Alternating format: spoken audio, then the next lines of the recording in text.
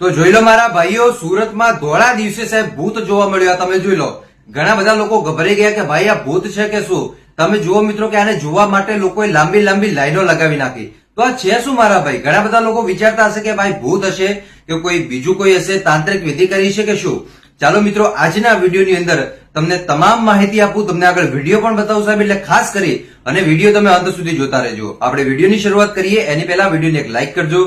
Channel ઉપર પહેલી વાર જ આવતા હોય તો ચેનલને પણ અવશ્ય સબસ્ક્રાઇબ કરજો, જેથી કરીને આવનારા સમયની અંદર તમને આવા અનેકો વિડીયો મળતા રહેશે.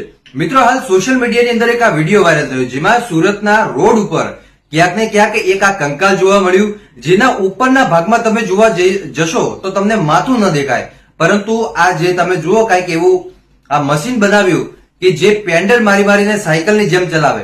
મિત્રો, અહીંયા ઘણા બધા લોકો ડરી ગયા. આ તો સારું કર્યું કે દિવસે આ પ્રોજેક્ટ કર્યો, જો રાત્રે કર્યો હોત તો અમુક લોકોને તો હાર્ટ એટેક આવી જશે. શા માટે?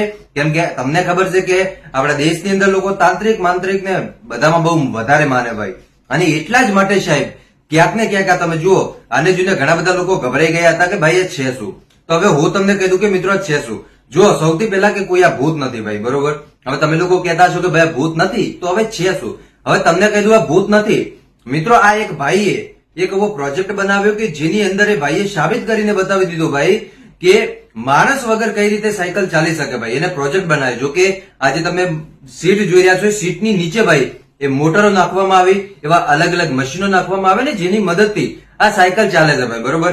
એટલે કોઈ એવું સમજવું નહીં ભાઈ કે ભૂત હશે કે બીજું કોઈ હશે. આવું કાંઈ છે નહીં ભાઈ, બરોબર. ભૂત કશું નથી હોતું. દિવસે આપણને દિવસે આપણને મતલબ દિવસ જેવું જોવા મળે, ને રાત્રે આપણને શું જોવા મળે તો કે રાત જોવા મળે ભાઈ. એટલે કોઈ એમાં ડરવાની જરૂર નથી ભાઈ. આ એક પ્રોજેક્ટ હતો જે સોશિયલ મીડિયાની અંદર આ વિડીયો વાયરલ થયો હતો. બસ આજ માટે આપણે આટલું જ રાખીએ. બાકી તમે શું કહેશો કમેન્ટ કરીને જરૂર બતાવજો. મળીશું આપણે નવા વિડીયોમાં નવા ટોપિક સાથે. ત્યાં સુધી બધાને જય માતાજી, જય દ્વારકાધીશ. આગળ પણ આવવાનો સપોર્ટ કરતા રહેજો. ધન્યવાદ.